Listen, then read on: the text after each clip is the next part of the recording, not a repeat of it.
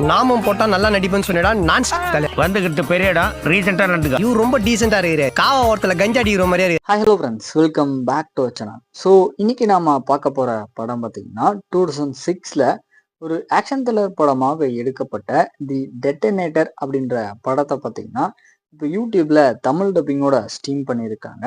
இந்த படத்தோட ரிவ்யூ பத்தி தான் இந்த வீடியோல பார்க்க போறோம். அதாவது ஒரு வெப்பன் டீலர் கிட்ட இருந்து தப்பிக்கிறதுக்காக நம்ம படத்தோட ஹீரோ என்னெல்லாம் பண்றாரு அப்படின்ற தீம்ல தான் பாத்தீங்கன்னா இந்த படம் வந்துட்டு நகரும்.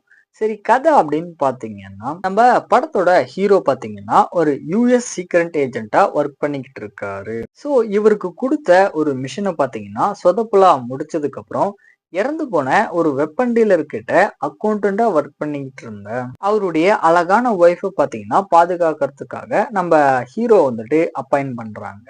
ஸோ இதுக்கப்புறம் நம்ம படத்தோட ஹீரோ பாத்தீங்கன்னா நாடியாவை அந்த வெப்பன் டீலர் கிட்ட இருந்து காப்பாத்துறதுக்காக என்னெல்லாம் பண்றாரு, கடைசியா என்னாச்சு அப்படின்றதுதான் இந்த படத்தோட கதையா இருக்கு. மெயினா இந்த படத்துல வரக்கூடிய ஆக்ஷன் சீக்வன்ஸா இருக்கட்டும், அதுக்கப்புறம் அந்த கன் ஃபைட்டிங் சீக்வன்ஸ் எல்லாமே பாத்தீங்கன்னா ஓரளவுக்கு என்டர்டெய்னிங்கா இருக்கும் பாக்குறதுக்கு. அதே மாதிரி படத்துல வரக்கூடிய கார் சேசிங் சீக்வன்ஸ் எல்லாமே பாத்தீங்கன்னா அந்த டைம் பீரியடுக்கு ஏத்த மாதிரி நல்லா நீட்டாவே எடுத்திருக்காங்க. ஸ்டோரி அப்படின்னு எடுத்துட்டீங்கன்னா அந்த அளவுக்கு புதுசெல்லாம் எதுவுமே இருக்காது, ஒரு நார்மலான ஸ்டோரி தான். தென் கேரக்டருடைய ஆக்டிங் வைஸ் அப்படின்னு பாத்தீங்கன்னா படத்துல நடிச்சு எல்லாருமே ஒரு ஓகேவான பெர்ஃபார்மன்ஸா கொடுத்துருக்காங்க.